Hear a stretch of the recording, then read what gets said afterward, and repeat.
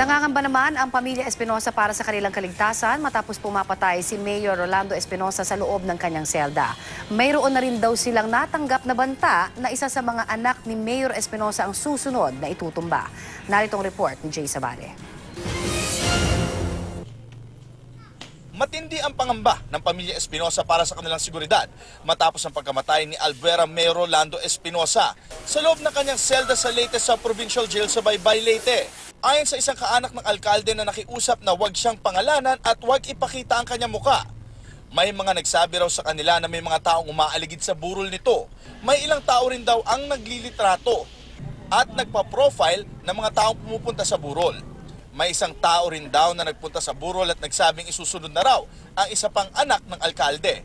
Nahadlok sa among seguridad kay gani naibaw-an namo nga usa sa mga anak sa mayor nga currently anaa sa Leyte mao na usab ang sunod. Humingi sila ng tulong kay PNP Chief Director General Ronald Bato de la Rosa para sa kanilang seguridad. Dahil sa insidente, ayaw pa raw nilang umuwi sa bansa si Kerwin Espinosa na kasalukuyang nasa kustodiya ng Abu Dhabi Police.